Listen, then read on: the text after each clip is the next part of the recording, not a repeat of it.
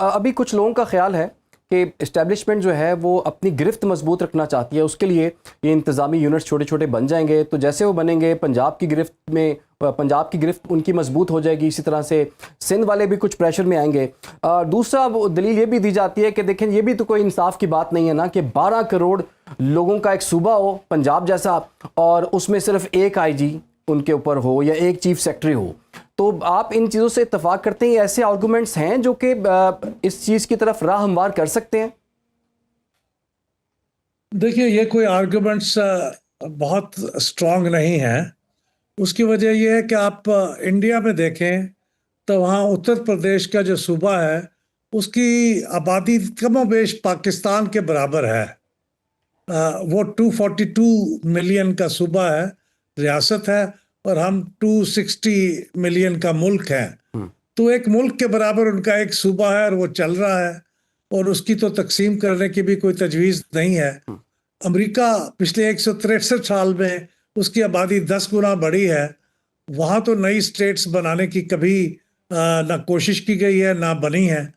تو یہ آبادی والی بات کوئی اسٹرانگ آرگومنٹ نہیں ہے، لیکن اور آرگومنٹ ہو سکتے ہیں، وہ بیٹھ کے سوچ لیں، اس کے لیے کمیشن بنائیں اور بیٹھ کے سوچ لیں اگر وہ واقعی اس کے لیے کوئی ویلڈ آرگومنٹ ہے۔ لیکن میں نہیں سمجھتا کہ وہ اسٹیبلشمنٹ صوبوں کو کمزور کرنا چاہتی ہے۔ دیکھیے صوبے بھی چند معاملات پہ انہوں نے ان کا جو پوائنٹ آف ویو ہے وہ بہت کوئی اپروپریٹ نہیں ہے۔ مثلا یہ کہ لوکل گورنمنٹ کو امپاور کرنے کے بارے میں جی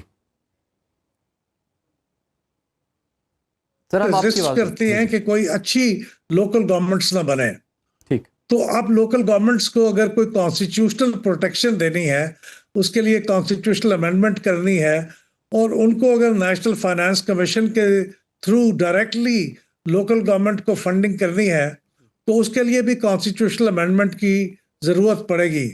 تو عین ممکن ہے ایز اے کمپرومائز سلوشن اگر صوبے نہ بنائے جائیں نئے، تو پھر کم از کم یہ ترمیم کر لی جائے کہ جس میں مقامی حکومتوں کے نظام کو ذرا مضبوط کر دیا جائے۔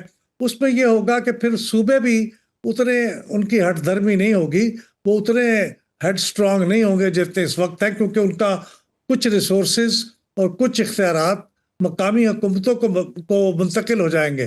تو میرے خیال میں یہ بھی ہو سکتا ہے کہ اس وقت صوبوں کی بات کرنے کے بعد کمپرومائز سلوشن لوکل گورنمنٹ کی افیکٹونیس ہو۔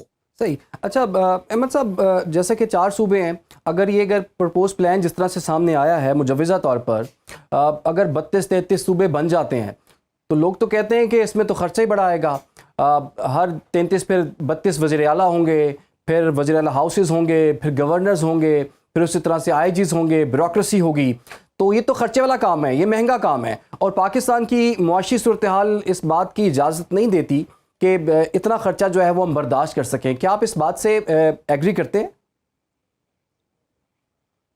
جی میں ایگری کرتا ہوں کہ بظاہر یہ جو سارے کام آپ کریں گے ہر صوبے میں، دیکھیے ایڈمنسٹریٹو یونٹس تو ایک الگ چیز ہوتی ہے نا، وہ تو ہے ڈویژن، ڈسٹرکٹ، تحصیل وغیرہ، لیکن جو صوبہ ہے پھر اس کے اندر آپ نے صحیح کہا کہ اس کا ایک گورنر ہوگا، ایک چیف منسٹر ہوگا، اس کی کیبنٹ ہوگی، اس کی اسمبلی ہوگی، اس میں ایک ہائی کورٹ ہوگی، اس میں پبلک سروس کمیشن ہوگا، پھر اس کی ریپرزنٹیشن ہوگی وفاق کے مختلف اداروں میں، سینٹ پہ، اور پھر اس کے اندر جو وفاق کے ادارے ہیں، نیشنل اکنامک کونسل ہے، کونسل آف کامن انٹرسٹ ہے، تو یہ سارا کچھ کرنا پڑے گا اور یہ بہت مہنگا سودا ہوگا۔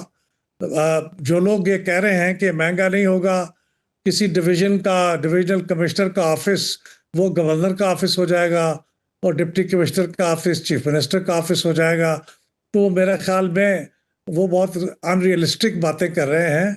یہ پنجاب کی اور سندھ کی اور خیبر پختونخوا کی جو چیف منسٹر کا آفس ہے، گورنر کا آفس ہے، اس نے ایک سٹینڈرڈ سیٹ کر دیا ہوا ہے۔ نئے صوبے کمشنر کے آفس کو اور ڈپٹی کمشنر کے آفس کو قبول نہیں کریں گے، اور وہ اپنی اسمبلی کی نئی بلڈنگز بنوائیں گے ان ڈیو ٹائم، تو خرچ بہت ہوگا۔ لیکن پھر بھی میں کہتا ہوں بظاہر تو یہ بالکل غیر عملی بات لگتی ہے، امپریکٹیکل لگتی ہے، لیکن پھر بھی اگر آپ کو اصرار ہے تو آپ کی کمیشن بنا کے یہ سارے ڈیٹا اکٹھا کر کے انالائز کر لیں۔ میرے خیال میں تو یہ پریکٹیکل نہیں ہے، سیاسی طور پہ بھی اور اقتصادی طور پہ، معاشی طور پہ یہ پریکٹیکل نہیں ہے. سیاسی طور پہ تو بہت ہی اس سے ملک کی سلامتی کو نقصان پہنچنے کا اندیشہ بھی ہے. اچھا، تو احمد صاحب اگر ڈیٹیلز نکالی جائیں تو پتہ چلتا ہے 5 سے 16 سال کی عمر کے جو بچے ہیں پاکستان میں، وہ تقریباً 25.1 ملین جو بچے ہیں وہ آؤٹ آف سکول ہیں. ہر 3 میں سے 1 بچہ جو ہے وہ سکول نہیں جا رہا. پھر اگر بات کی جائے تو ہر 4 میں سے 10 میں سے 4 بچے ایسے ہیں جو کہ اسٹنٹڈ گروتھ کا شکار ہیں. پھر 55% پاکستان کی پاپولیشن ہے وہ صاف پانی جو ہے اسے میسر نہیں ہے. 50,000 بچے جو ہیں وہ 5 سال کی عمر سے پہلے ہی ڈائریا کا شکار ہو کے وہ ان کی ڈیتھ ہو جاتی ہے. تو تاثر یہ دیا جا رہا ہے کہ اگر یہ چھوٹے فیڈریٹنگ یونٹس جو ہیں وہ بن جائیں گے، نئے صوبے نئے یونٹس بن جائیں گے، تو پاکستان کے تمام مسائل اچھے ہو جائیں گے. اور دیکھیں اگر یونٹ بن بھی جاتے ہیں تو سر نظام تو وہی ہے. تو یہ کس طرح سے ہم اس چیز کو فرق کر سکیں گے کہ صرف اور صرف یونٹس بنانے سے پاکستان کے مسائل اور پریشانیاں ختم ہو سکتی ہیں؟ اور آپ نے صحیح کہا، یہ مسائل تو موجود ہیں جو اس وقت ہیں، لیکن ان مسائل کا حل صرف صوبے نہیں ہیں. اس کے لیے گورننس کچھ ریفارمز کی ضرورت ہے. ہم نے بار بار جو ہمارے ہاں حکومتوں کو ہٹایا جاتا رہا غیر آئینی طور پہ، اور یہاں پہ بار بار پھر وقفہ آ جاتا تھا جمہوریت کے اندر. تو ہماری گورننس کے مسائل میں تو ایک بڑا سبب یہ بھی ہے. اگر کنٹینیوٹی رہتی ہمارے ملک میں تو شاید سیاسی ادارے بھی مستحکم ہوتے اور شاید گورننس بھی بہتر ہوتی چلی جاتی. لیکن اب یہ کہنا کہ صوبے بنا لیں گے تو گورننس ٹھیک ہو جائے گی، معاف کیجئے، مجھے نہیں لگتا ایسا ہوگا. لیکن یہ درست ہے کہ صوبے ایک بڑی ریفارم کے راستے میں رکاوٹ بنے ہوئے ہیں. وہ لوکل گورنمنٹ کا نظام ہے. اگر وہ اپنی لوکل گورنمنٹ کو مؤثر نہیں بناتے، ان کو پیسے منتقل نہیں کرتے، ان کو اختیارات نہیں دیتے، تو پھر عین ممکن ہے کہ صوبوں کو توڑنا پڑ جائے اور نئے صوبے بنانا پڑ جائے. تو بہتر یہی ہے کہ یہ آسان راستہ، زیادہ بہتر راستہ، زیادہ اکنامیکل راستہ لوکل گورنمنٹ کو اسٹرینتھن کرنے کا وہی اڈاپٹ کر لیا جائے. تو احمد صاحب اگر ایسا ہو جائے کہ ایک چوائس مل جائے کہ جناب اب تو بنانے ہی پڑیں گے صوبے، آپ کا کیا خیال ہے کہ پیپلز پارٹی نون لیگ میں سے، یا چلیں پی ٹی آئی کی بھی ہم بات کر لیتے ہیں، تو ان میں سے کون سی جماعت ہوگی جو اس بات کو دل پہ پتھر رکھ کے تسلیم کر لے گی، اور کون سی بالکل ڈٹ جائے گی کہ نہیں ہم نہیں کر سکتے؟ آپ نے اپنی بات شروع کی تھی کہ صوبے بنانے پڑیں گے. مجھے نہیں لگتا بنانے پڑیں گے.